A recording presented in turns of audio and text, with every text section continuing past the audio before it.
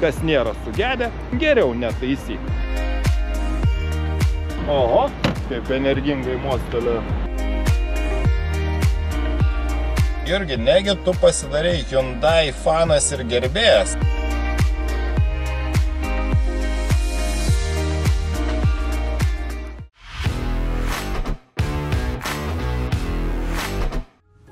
Su kai kuriais automobiliais turiu tikrai gana įdomių istorijų, švelniai tariant.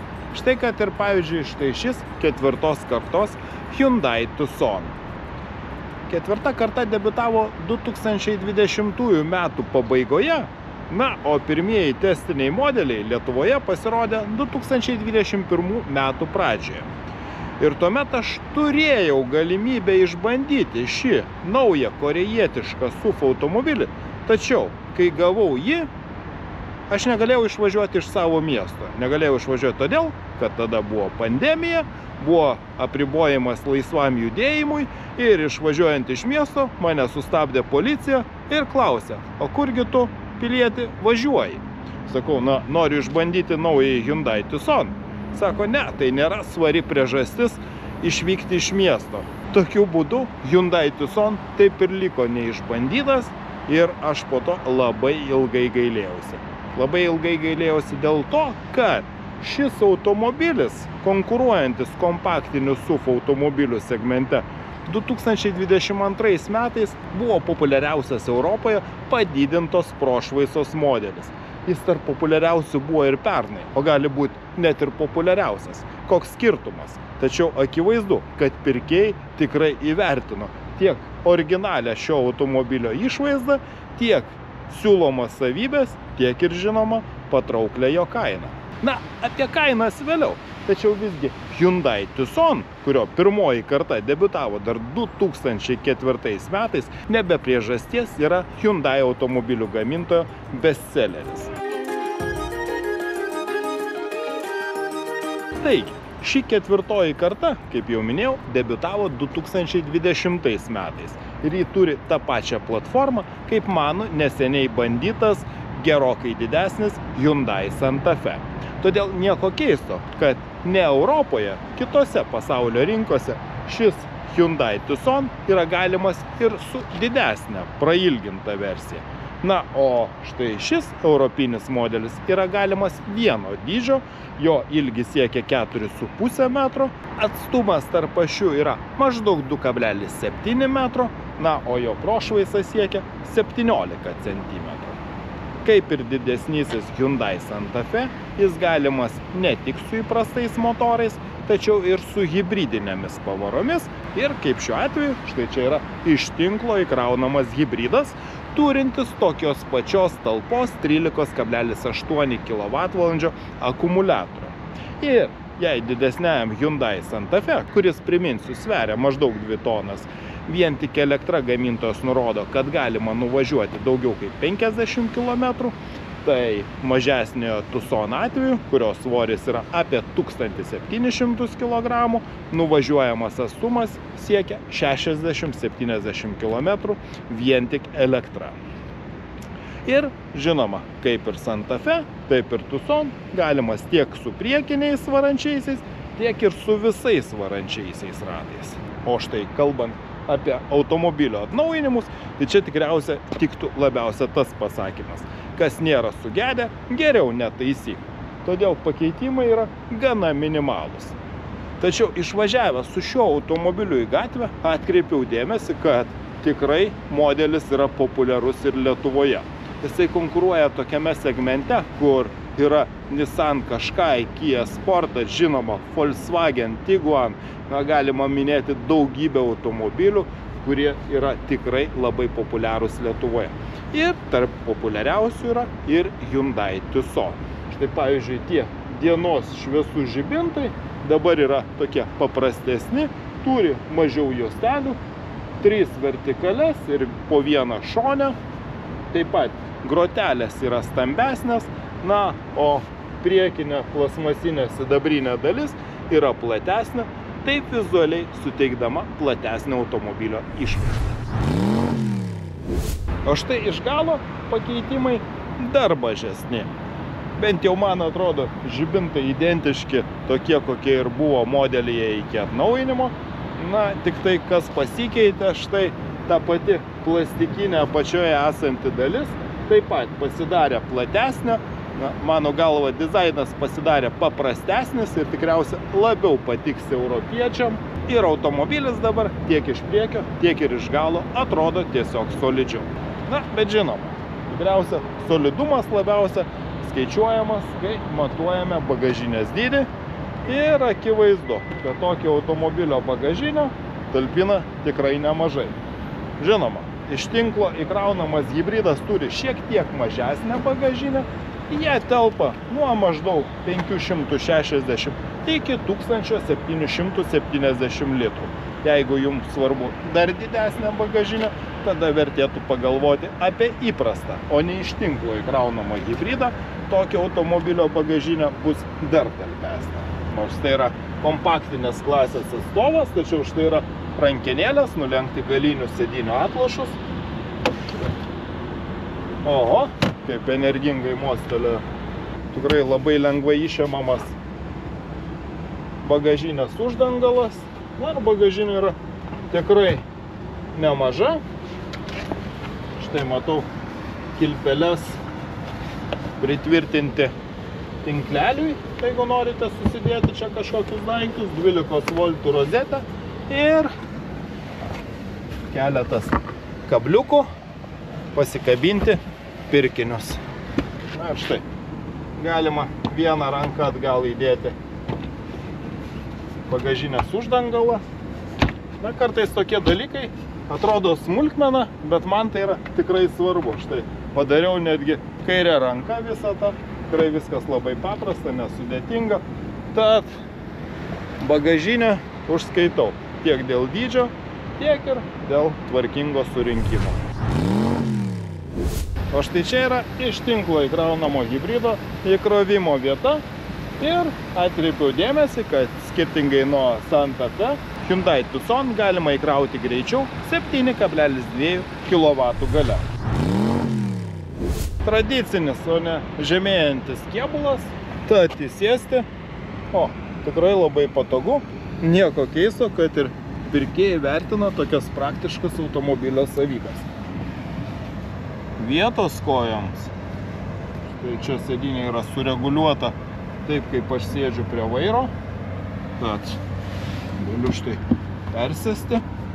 Ir nors automobilis turi ir kardaninę pavarą, tačiau transmisijos tunelis nėra didelis, tad įsivaizduoju, kad čia net visai patogiai galima sėdėti ir trečiam, tiesa, gana nedideliam asmeniui. Taip pat štai virš manęs yra panoraminis stoglangis. Pačios sėdynės turi tikrai gerą profilį. Štai čia yra trečia klimato zona. Galima reguliuoti norimą temperatūrą. Štai čia, kaip ir kitose Hyundai automobiliuose, tikriausiai mažiausiai reikalingas dalykas, tai galimybė reguliuoti priekinę sėdynę. Čia visgi toks daugiau yra reprezentacinio automobilio atributas, kai gale sėdintis keleivis gali pastumti netokį svarbų priekyje sėdinti apsauginį priekį ir įsitaisyti patogiau. Bet tačiau gal korėjiečiai taip suvokia komfortą. Štai atlenkiamas porankis, viskas tikrai pagaminta labai tvarkingai. Beje, nepaminėjau, kad automobilis yra gaminamas Europoje, Čekijoje. Kad keliam būtų dar daugiau vietos, yra išgaubtos plastikinės sėdinių nugarėlės. Štai žolaidėlės. Čia taip pat yra klavišai. Štai šildyti dvi šoninės galinės sėdynės. Ir taip pat matau, kad yra galimybė reguliuoti sėdinių atlošų kampą. Taip pat yra rankenėlės, kodėl aš jas atkreipiau dėmesio, šiais laikais darosi tokia nelabai smagi mada tų rankenėlių atsisakyti. Tačiau štai čia keleiviai gali įsikibti ir čia yra ne tik rankenėlės, tačiau štai ir kabliukai pasikabinti savo drabužius. Anksčiau aš Hyundai modeliam priekaištaudavau. Nuo 2020 metų gamintiem automobiliam, kurie turėjo tokį paspaudžiamais klavišais pasirenkamus važiavimo režimus į priekį, atgal, būdavo, tiesiog reikėdavo pasižiūrėti tuos klavišus ir paspausti, važiuoti į priekį, važiuoti atgal. Na, buvo nelabai patogu, nelabai intuityvu.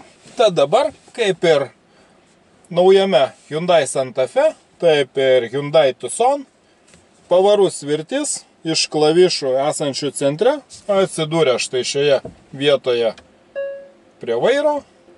Štai tikrai patogi vieta, viskas po ranka. Na, o čia atsirado papildomai vietos. Papildomos vietos štai belaidžiam telefono įkrovimui, 2 puodelių laikikliam, na ir keletas pagrindinių mygtukų. Čia yra pasirenkami važiavimo režimai, apie jos papasakosiu truputį vėliau. Dar keletas mygtukų. Čia yra sensorinė klimato kontrolės juosta.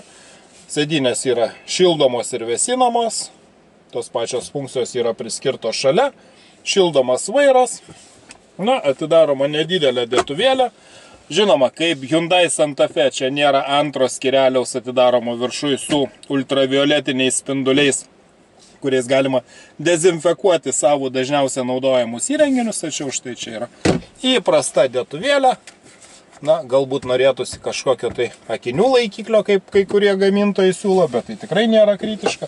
Taip pat dėtuvės durelėse, na, galėtų būti ir platesnės, didelio butelio neįsikišiu. Didžiausias buteliukas štai toks telpa. Taip pat galėtų būti didesnės.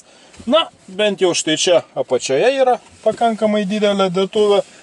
Tad galėtų būti ir praktiškiau, labiau ergonomiška, tačiau iš tikrųjų mane labiausiai džiugina tas dalykas, kurį kaip ir minėjau. Pavarų svirtis iš klavišų, dabar atsirado štai tokia pasukama svirtis, tačiau kur kas patogesnėje vietoje, už vairo, kur galima kur kas labiau intuityviai pasirinkti važiavimo režimus. Jeigu anksčiau buvo atskirai multimedijos ekranas ir vairuotojo prietaisų skydelis, tai dabar, kaip ir kitose Hyundai modeliuose, štai toks elegantiškas, išgaubtas, kažkiek primenantis, na, ne tiek televizorių, kiek galbūt kažkokią garso kolonėlę, toks horizontalus ekranas, kuriuo tikrai labai patogu naudotis. Šioje geriausioje komplektacijoje čia dar papildomai yra ir projekcinis ekranas. Na ir žinoma, galima pasirinkti rodymo išvaizdą. Čia taip pat tikrai labai patogus nustatymai. Žinoma, yra belaidės telefono sąsajos. Taip pat yra labai patogios greitosios parengtis. Galima susidėti pačiam į tą individualų ekraną dažniausiai naudojamas funkcijas. Na, iš esmės tikrai viskas labai patogu, labai šiuolaikiška, atrodo gražiai, yra kokybiška. Na, belieka tik ir džiaugtis. Lygiai taip pat, kaip štai čia yra prie vairo svirtelės. Jeigu važiuojama eko režimu, svirtelės aktyvuoja regeneravimo režimą, intensyvesnį ar mažiau intensyvų. Jeigu pasirenkamas sport važiavimo režimas, tokiu atveju svirtelėmis yra perjungiamos hidraulinės automatinės transmisijos pavaros. Taigi dabar pakalbėkime apie patį važiavimą, apie važiavimo komfortą, variklius ir kitus vairuotojams aktualius dalykus. Palyginti su Santa Fe, Hyundai Tucson vairuotojams siūlomas gerokai didesnis pasirinkimas. Galimi modeliai tiek su priekiniais, tiek su visais varančiaisiais ratais. Taip pat galimi varikliai ne tik su hibridinėmis technologijomis, bet ir prasti benzininiai ir netgi turbodizeliniai motorai. Taigi, įprastas benzininis variklis 1,6 litro pasiekia 160 arklio galių ir galimas taip pat arba su mechaninė transmisija, arba su automatinė transmisija. Na, tikriausia tokia kur kas aktualesnė šiame segmente. Bet žinoma, daugiausia žmonių domisi hibridiniais automobiliais ir nieko keisto. Tokie padeda sutaupyti išties nemažai degalų. Taigi, yra dvi hibridinės versijos. Yra įprasta hibridinė versija pasiekianti 215 arklio galių. Na, tai vadinama savaime įsikraunantis hibridas. Ir beje, ta Hyundai ir Kia hibridinė technologija veikia tikrai neblogai. Ir važinėjant kitais automobiliais aš įsitikinau, kad pavyksta tikrai pasiekti nedidelės degalų sąnaudas. Na, ten yra papildomas elektros variklis, sumontuotas prieš automatinę transmisiją. Automatinė transmisija šiuose modeliuose yra hidraulinis transformatorius.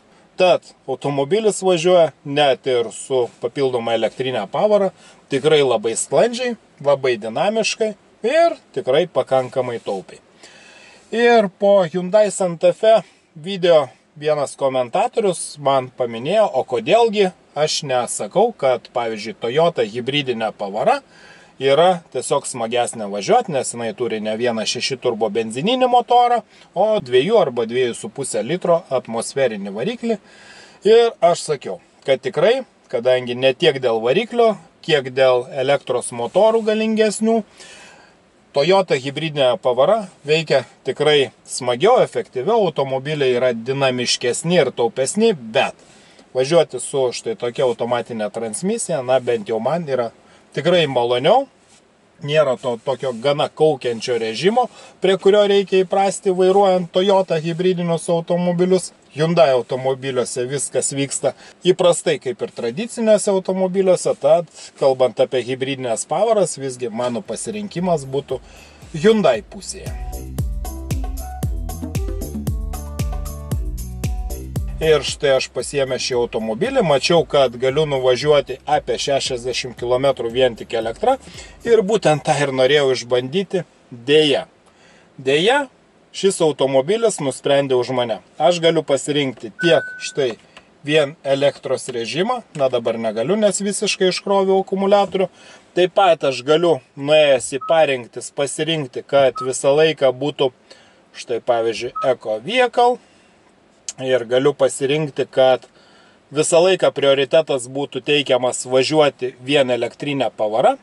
Tačiau jeigu jūs manote, kad šiuo automobiliu galėsite važinėti kaip elektromobiliu, niekad neįsijungiant varikliui, ne.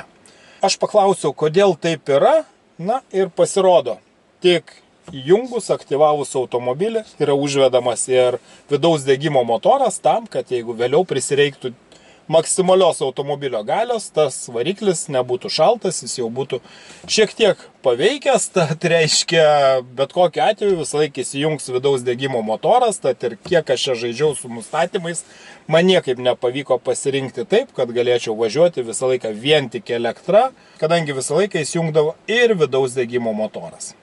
Na, bet kokiu atveju. Dabar esu nuvažiavęs 125 km.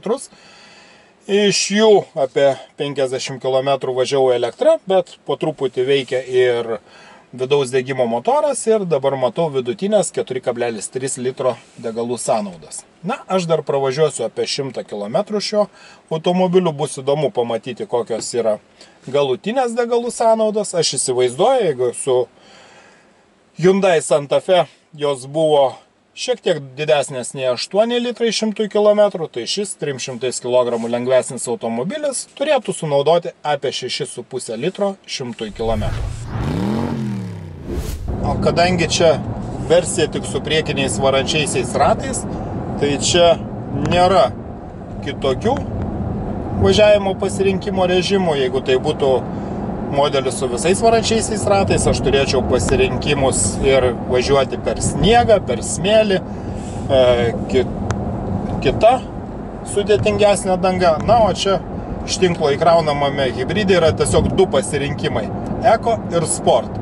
Jeigu tai būtų tradicinis įprastas hibridas, aš dar turėčiau Comfort važiavimo režimo pasirinkimą. Ir dar yra vienas niuansas. Skirtingai nuo Hyundai Santa Fe, čia yra reguliuojamo standumo amortizatoriai ir turiu pasakyti, kad pats pagal savo norus jūs negalite pasirinkti, kaip standžiai jums turėtų veikti pakaba. Tad jeigu pasirenkate Eco važiavimo režimą, pakaba pradeda veikti minkščiau. Jeigu pasirenkate sportišką važiavimo režimą, pakaba veikia standžiau. Na, aš manau, tai toks būtų šioks toks trūkumėlis, nes visgi norėtųsi turėti galimybę ir pačiam pasirinkti pakabos nustatymus. Na, o kitas dalykas, gal jau tikriausiai girdite, kaip ir Santa Fe atveju, taip ir kalbant apie Hyundai Tucson, visgi norėtųsi ir geresnės garso izoliacijas. Lygiai taip pat patikrinau, ar tikrai visi stiklai uždaryti, tikrai gana daug triukšmo iš išorės ir jeigu Santa Fe atveju buvo daugiau aerodinaminio triukšmo, tai čia yra gana garsiai girdimos padangos. Na, vėlgi, matyt, tai yra tokia kaina, kai siekiama maksimaliai sumažinti automobilio svorį. Aš galiu pasakyti vieną labai didelį ir akivaizdų skirtumą palyginti su klasės konkurentu, tokiu kaip Volkswagen Tiguan. Šis automobilis tiesiog važiuoja labiau komfortiškai. Kalbu ne apie garsinį komfortą, tačiau kalbu apie tai, kaip sureguliuota pakaba. Jeigu Volkswagen Tiguan, net ir sureguliavus pakabą taip, kad įveiktų komfortiškiausiai, jinai visgi išlieka dar pakankamai standi dėl tikslesnių važiavimo savybių ir per didesnės duobes jinai pradeda gana garsiai bildėti. Hyundai Tucson atveju, net ir važiuojant senamiesčių, grindiniu, per akmenis, grubesnių kelių, pakaba išlieka tikrai pakankamai komfortiška. Žinoma, automobilis nėra tiek komfortiškas, kiek net reguliuojamos pakabos neturintis Hyundai Santa Fe, nes ten visgi sumontuota daugiau amortizuojančių elementų ir tas automobilis tiesiog yra komfortiškesnis, bet Hyundai Santa Fe, jeigu palyginti su kitais klasės konkurentais, tai yra vienas komfortiškiausiai važiuojančių modelių. Turiu pasakyti, kad man dar vienas atradimas yra tas, kad jei didesnėjame Hyundai Santa Fe garso sistema yra Bose, tai mažesnėjame Tucson yra Krell, kompanija, kuri gamina tikrai aukšto lygio garso įrangą. Žinoma, mažesnio tūrio automobiliai ir garsas skamba geriau, tačiau bent jau man tai audio aparatūra skamba čia kur kas geriau negu Hyundai Santa Fe. Na, o galiausiai aš, kai išvažiavau šiuo automobiliu, netgi pasidariau pats savo įtartinas. Galvoju, Jurgi, negi tu pasidarei Hyundai fanas ir gerbėjas, nes man tikrai taip patiko Hyundai Santa Fe, kad tik pajudėjęs mieste su mažesniuoju Hyundai Tucson, aš galvoju, puikus automobilis ir nesistebiu, kodėl jis ne pirmus metus yra populiariausias savo segmente Europoje. Minkšta komfortiška pakaba, puikiai važiuoja senamiesčio grindiniu. Tylus, patogus, šiuolaikiškas, su hibridinė pavara, puikiai skambančia aparatūra. Viskas atrodė tiesiog idealu. Tačiau pavažinėjus kelias dienas, aš radau tam tikrų trūkumų ir galiausiai kalbant apie kainas, visgi pradėjau abejoti, ar tai būtų man geriausias pasirinkimas, kalbant apie šios klasės automobilius. Taigi, iš pradžių apie privalumus. Pirmas dalykas. Iš tikrųjų, taupi hibridinė pavara, galima nuvažiuoti nemažai vien tik elektra ir štai dabar matau 5,9, 6 litro 100 km. Sakiau, kad jos bus maždaug 6,5 litro, tačiau ne, nuvažiavus beveik 300 km, jos vis dar yra apie 6 litrų 100 km, tai 2 litrais mažiau negu gerokai didesnis Hyundai Santa Fe. Akivaizdu, kad tie 300 kg turi tikrai nemažą įtaką ir efektyvioms degalų sąnaudoms.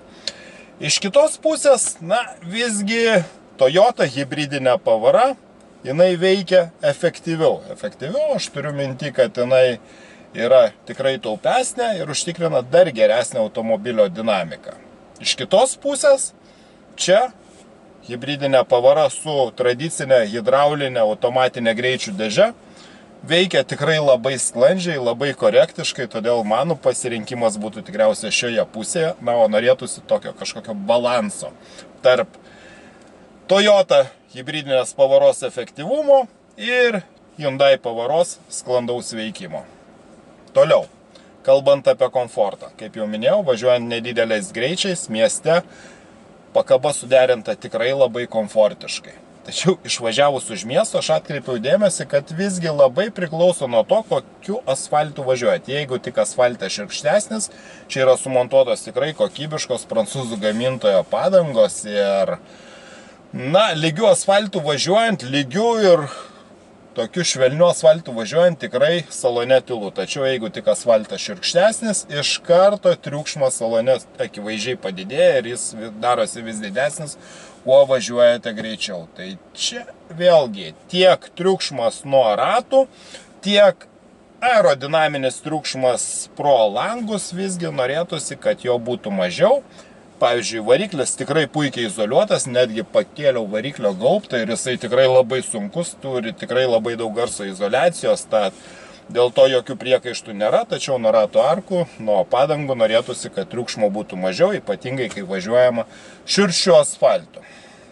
Toliau, pakabos nustatymai. Jeigu mieste man tikrai labai patiko komfortiškai suderinta pakaba, tai važiuojant už miesto aš kartais norėjau pasirinkti pakabą pagal save. Pavyzdžiui, tą leidžia daryti Volkswagen automobiliai, tačiau čia aš buvau pririštas prie dviejų važiavimo režimų pasirinkimų. Galiu važiuoti arba sportiškai, arba eko, tai reiškia komfortiškai. Pagal save negaliu susireguliuoti pakabos, tai man čia yra taip pat trūkumas, kadangi kai kada aš norėjau, kad pakaba veiktų standžiau, o važiavimas nebūtų toksai dinamiškas, būtų labiau atpalaiduojantis ir žinoma mažiau naudojantis degalų. Tad tokios galimybės aš čia neturėjau, tai aš manau, kad vėlgi man tai yra trūkumas. Ir trečias dalykas, kuris man užkliuvo, tai kad šis automobilis negali veikti vien tik kaip lyg būtų elektromobilis, nes jis toks ir nėra, tačiau kiti plug-in hibridai, kol neišnaudoja elektros įkrovos, tol gali važinėti vien tik elektra. Šis automobilis nori, nenori, vis karts nuo karto užveda vidaus degimo motorą, nors aš to mažiausiai noriu. Jeigu aš įkraučiau kas naktį, aš galėčiau važinėti vien tik elektra, tačiau jis nusprendžia, kad reikia štai pašildyti variklį tam, kad jisai būtų šiltesnis, jeigu jo kažkada prisireiktų. Nežinau, kodėl padarytas toks sprendimas, tačiau bent jau su šituo iš tinklo įkraunamu hybridu neturėsite to pojūčio, kad važinėjate kaip elektromobiliu, nes karts nuo karto visą laiką įsijungia vidaus degimo motoras, nors aš jo to ir neprašau, tad aš net nesugebėjau įvertinti, kiek aš galiu nuvažiuoti vien tik elektra. Minėjau, nuvažiuojamas atstumas gamintojo nurodomas daugiau kaip 60 km. Aš mačiau, kad aš nuvažiavau maždaug 50 km, bet karts nuo karto buvo įsijungęs vidaus degimo motoras, tad tikslių duomenų aš čia negaliu pasakyti. Lygiai taip pat kaip ir priekaištai dėl visų duomenų, kalbant apie hibridinę pavarą ir informaciją, koks yra elektros sąnaudų naudojimas, ar ten štai fuel economy, battery status, electric motor use, dar kažkas, labai taip, sakykime, paviršutiniškai. Korėjiečiai yra nusprendę už jūs, kad maždaug jūs nesukite galvos, mes jau pasirūpinsime, kad tiek pakaba veiktų taip, kaip mums atrodo geriau, tiek ir taip, kaip veiktų hibridinė pavara. Gal ir neblogai jie nusprendė, tačiau aš norėčiau turėti pasirinkimą pats. Ir štai jau kur turiu pats tikrai pasirinkimo galimybę, tai kai žvelgiu į kainoraščius. Ir čia, palyginti su didesnioju Hyundai Santa Fe, yra kur kas sudėtingesnis, labiau komplikuotas dalykas ir tikriausiai renkantis tokį automobilį reikia labiausiai žiūrėti skaičiuoklę. O žvelgiant į konkurentus šioje klasėje yra tiesiog didžiulė galybė ir pavyzdžiui, pernai metais Lietuvoje buvo populiariausias šio automobilio bendraplatformis, tačiau ne Hyundai, o Kia Sportage. Nesistebiu. Pasižymi tomis pačiomis geromis savybėmis, tikriausiai gal ir pardavėjai dirba geriau, tikriausiai ir vardas Kia Sportage yra populiaresnis, labiau žinomas Lietuvoje negu Hyundai Tucson. Bet kokiu atveju, tas automobilis yra populiaresnis. Taip pat, prieš 2 metus populiariausias buvo šiame segmente Nissan Qashqai ir šiemet jisai pasirodys atnaujintas. Visą laiką pasižymėjo tiek geromis savybėmis, tiek ir tikrai patraukliomis kainomis. Toliau, Volkswagen Tiguan atskirai pristatinėti nereikia. Šiais metais pasirodė naujas Volkswagen Tiguan modelis, tai akivaizdu, kad konkurencija šioje klasėje dar tik padidėjo. Be to, Renault Arkana, Toyota Corolla Cross, Toyota CHR. Jeigu aš lipdyčiausi savo norimą automobilį, tai būtų tikriausia Toyota hibridinės pavaros efektyvumas. Šio Hyundai ir Kia automobilio hibridinės pavaros su tradicinė automatinė pavarų dėže veikimo sklandumas. Tikriausiai išvaizda būtų taip pat galbūt japoniško automobilių. Tada važiavimo savybės būtų, praktiškai neabejoju, Volkswagen automobilio, tai turiu minti Tiguan, tuo labiau, kad ten galima pagal save pasirinkti norimo standumo pakabą, taip kaip veikia vairo sistema, man tai yra tikrai labai svarbu. Na ir matote, gaunasi tokie dalykai, iš kurių reikėtų lipdyti vieną tą tobulą automobilį, o tobulų automobilių, kaip žinia, nebūna. Tai tikriausiai reikėtų sėdėti su skaičiuotuvu, atsidarius kainoraščius ir žiūrėti, kas yra juose siūloma. Ir Hyundai automobiliai, nieko keisto, kad yra tarp populiariausių, todėl kad jei kainos ir panašios, pavyzdžiui, Volkswagen Tiguan, tai jie siūlo tikrai geras komplektacijas, na ir pirkėjai nėra kvailiai, jie pasirenka tuos dalykus, kur jiem atrodo, kad jie gauna daugiausiai už tos mokamus pinigus ir nebejoju, kad Hyundai Tucson yra vienas tarp geriausių, kai lyginame su konkurentais iš Japonijos arba Vokietijos. Pati pigiausia komplektacija Comfort su mechaninė pavarų dėže priekiniais varančiaisiais ratais kainuoja nuo 28 490 eurų. Jeigu norite modelio su automatinė transmisija, o žinoma, jūs tokio modelio norite, tai jinai jau kainuos nuo 34 490 eurų. Jeigu norite, kad būtų visi varantis ratai, tai toks automobilis kainuoja 37 000 eurų ir, na, matyt, jeigu ne hibridinė versija, tai toks ir būtų mano pasirinkimas.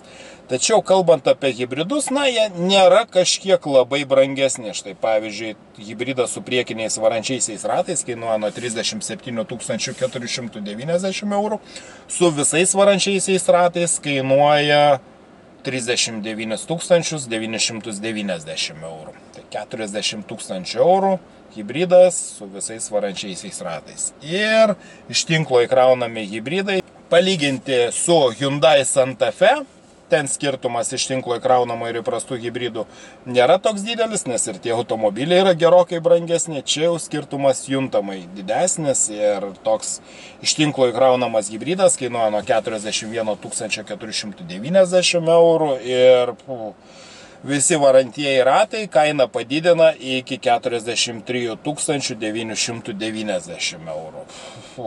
Ir geriausioje dabar siūlomoje 20th Anniversary Edition, tai yra 20 metų kaip automobilis yra Europoje.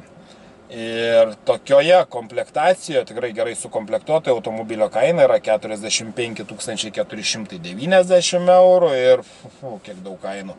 Ir su visais varančiaisiais ratais automobilio kaina yra 47 990 eurų. Kainos nemažos, bet žinoma, įmonės vilioja tai, kad vis dar modelis su iš tinklo įkraunama hibridinė pavara kainuoja mažiau nei 50 000 eurų, tai reiškia, kad įmonė gali susigrąžinti pridėtinės vertės mokestį, tačiau ir Volkswagen Tiguan iš tinklo įkraunama versija kainuoja labai panašiai. Žinoma, reikėtų viską dėliotis, šiuose Hyundai Tucson versijose tikrai yra daug įrangos ir papildomai reikėtų sumokėti už kelis įrangos paketus, tad, na, aš manau, kaina gautųsi labai panaši, o gal net ir Hyundai Tucson naudės. Tad, kaip jau supratote, idealių automobilių nebūna. Hyundai Tucson, aš nesistebiu, kodėl jis yra vienas populiariausių Europoje modelių, taip pat yra tarp populiariausių ir Lietuvoje. Ir nebejoju, kad su modelio atnaujinimu, su tikrai šauniomis hibridinio važiavimo savybėmis, jis ir toliau išliks pardavimų viršūnėje. Na ir aš manau, kad tai yra tikrai geras pasirinkimas tiem, kas ieško labiau komfortiško nei sportiško, tikrai erdvaus, praktiško, taupaus ir šiuolaikiško SUV automobilio.